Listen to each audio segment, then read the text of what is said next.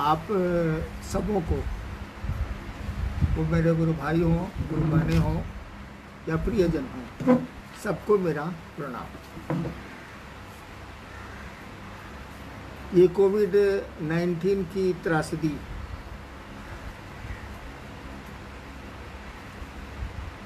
में हम सभी अभी हैं, लड़ रहे हैं, जूझ रहे हैं। जीतेंगे तो हम ही। केवल हमें सतर्कता की ज़रूरत है, भय की ज़रूरत नहीं है, डरना नहीं है।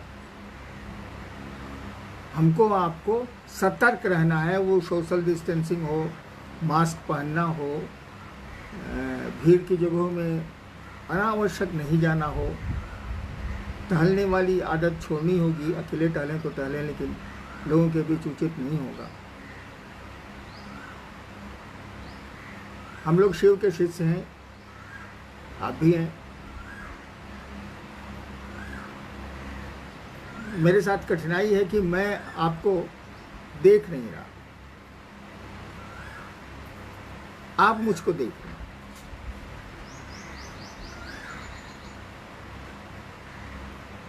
इसलिए आपने सोशल डिस्टेंसिंग का पालन किया है कि नहीं, आप सतर्क हैं कि नहीं, ये आप ही बता सकते हैं। मैं तो, आप दिख नहीं रहे हैं तो मैं तो नहीं बता सकता। जब से ये सूचना दी गई है कि मैं कैमरे पे आऊँगा, फेसबुक लाइव में आऊँगा,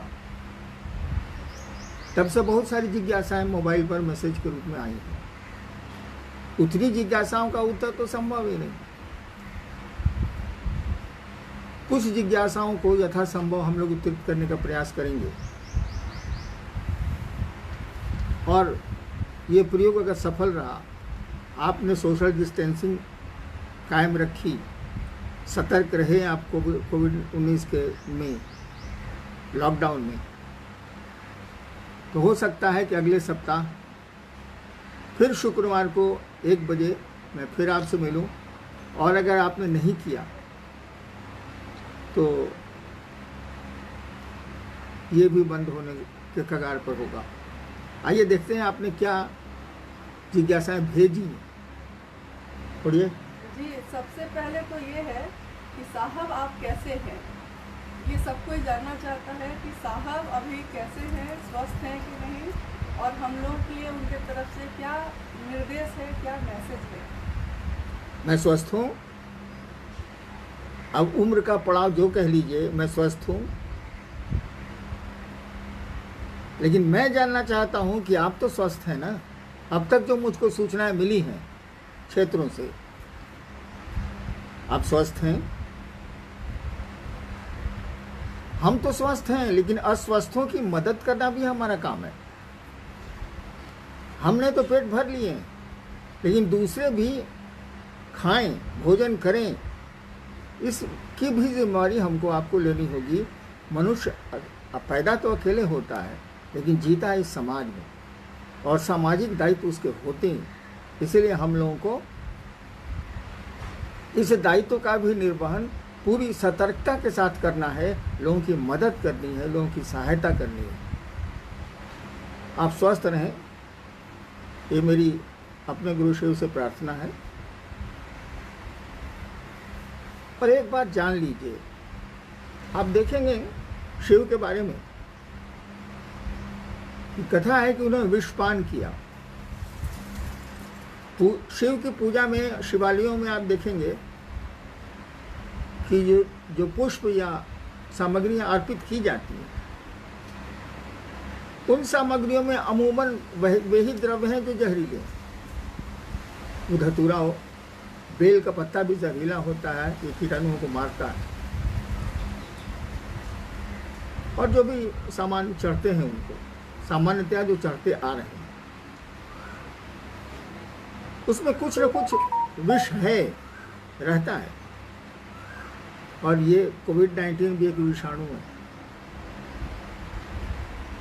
आज तक विष पान करने से लेकर विष की जहाँ तक परिधि रही है, हमारे आध्यात्म में शिव ही सामने नजर आते हैं।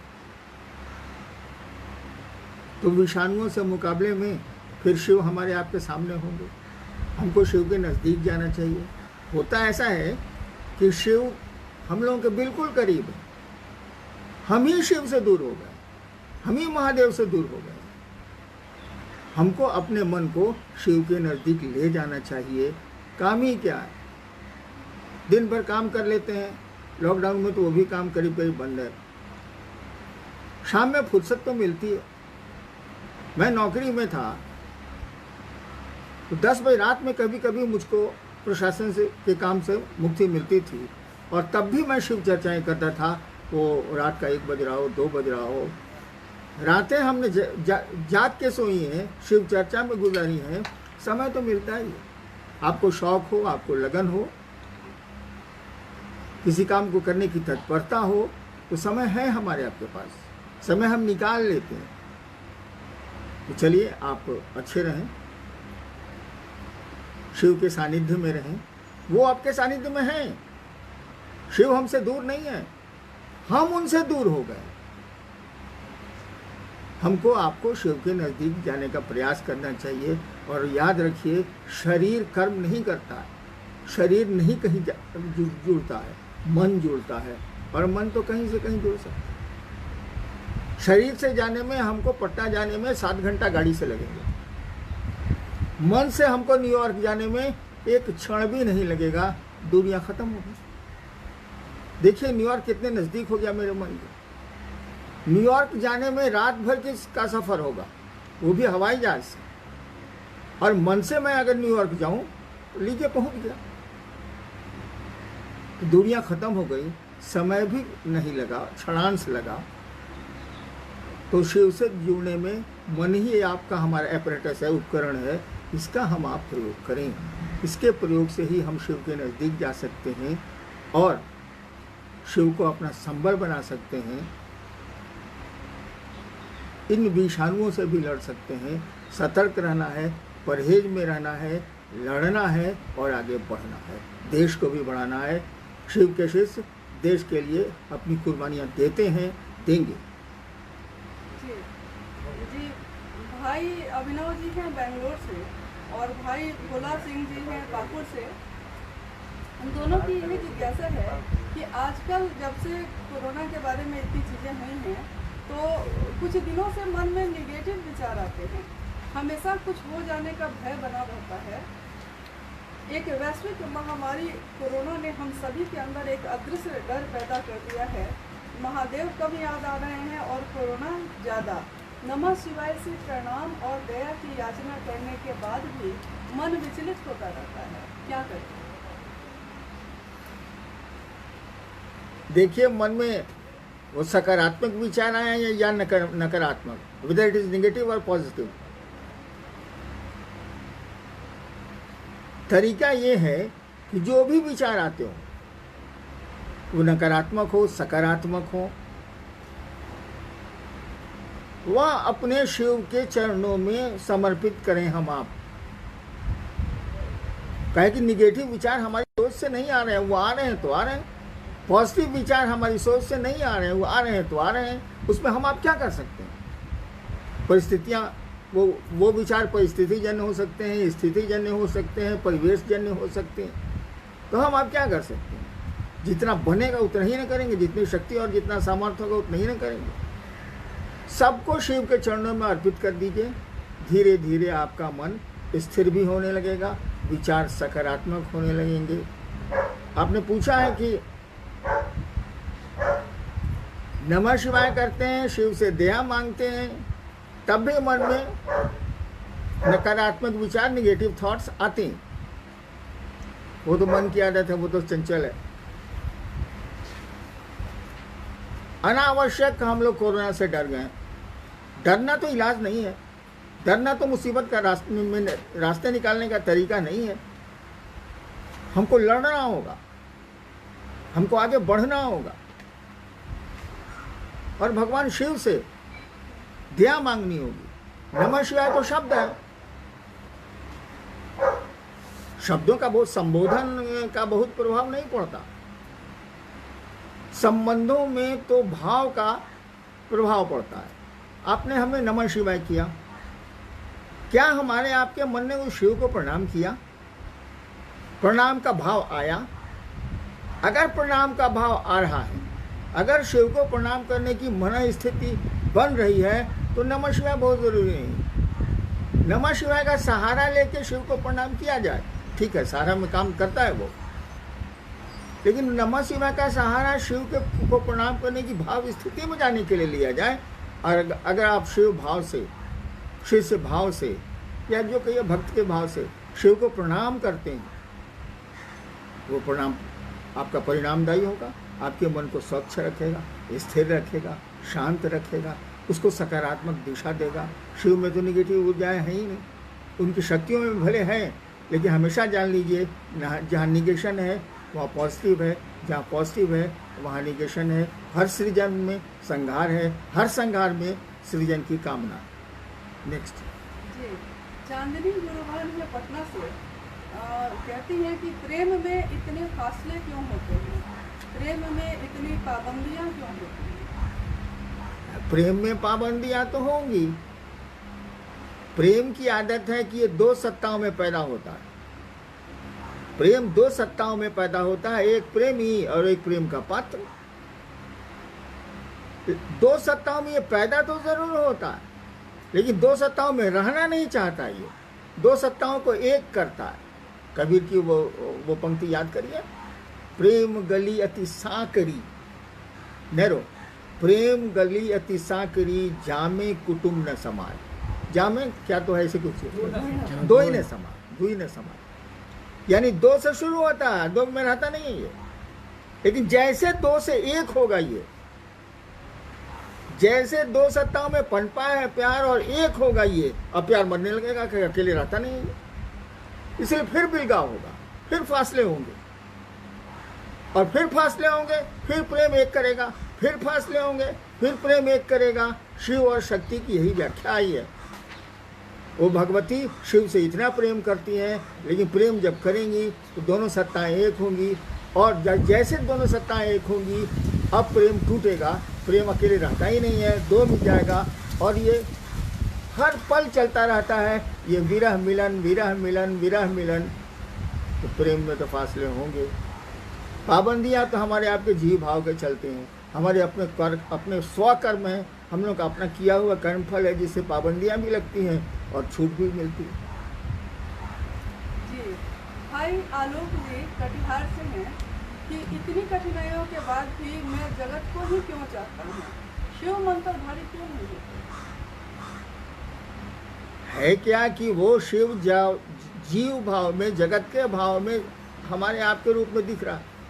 वही शिव जब जीव भाव में आता है, सृष्टि की इच्छा करता है, तो जगत और जीव सृष्टि होता है। तो जीव भाव की कामना से हम आप सृष्टि है, मनुष्य सृष्टि है, बनाई है, तो जीव भाव तो रहेगा ही रहेगा। वो तो बाई बर्थ है, प्रेम भी बाई बर्थ है, लेकिन जगत से जीव भाव रहेगा ही रहेगा। और जब जीव भाव रहेगा तो सोच में भी जगत होगा।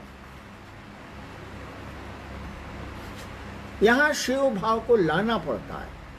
आप गुरु के सानिध्य से लाइए, गुरु कृपा से लाइए, गुरु की दया से लाइए, लेकिन यहाँ शिव भाव लाना पड़ता है। उसके सीड हमारे आपके बीच हैं, हमारे आपके प्राण में हैं, हमारी आपकी में आए हुए हैं, बने हुए हैं, लेकिन उस सीड को अंकुरित कराना होगा, पल्लवित कराना होगा, पुष्पित कराना होगा, इस तरह से चलना होगा।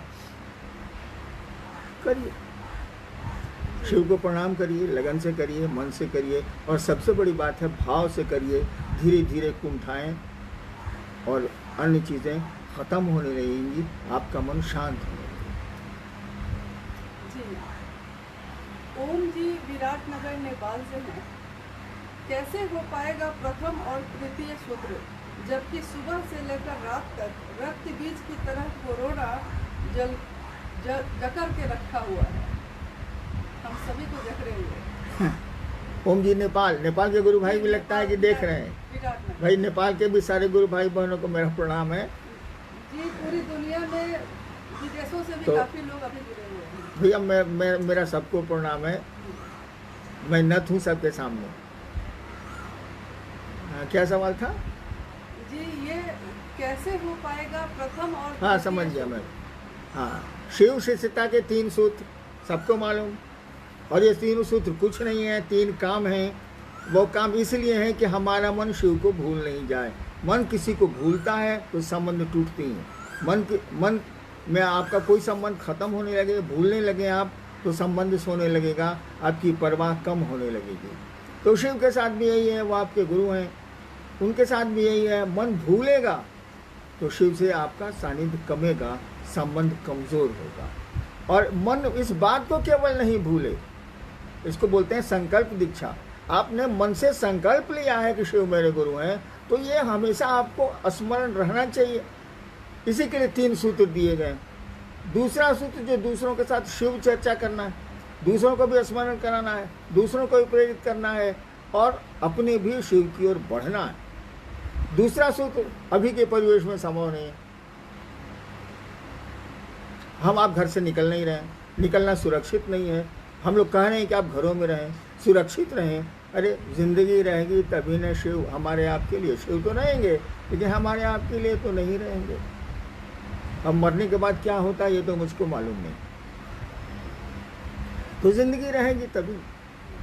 तो प्रधानमंत्री जी ने कहा ना, जान है तो जहान है। तो दूसरा सूत्र तो संभव नहीं है। और मेरी जीवनी को आप देखें, मैंने 1974 में शिव को गुरु माना था, आरा के गांगी स्मशान में। 8 वर्षों तक मैंने किसी से नहीं कहा कि मैंने शिव को अपना गुरु बनाया। यही कोई चर्चा नहीं हुई, कोई बात नहीं हुई।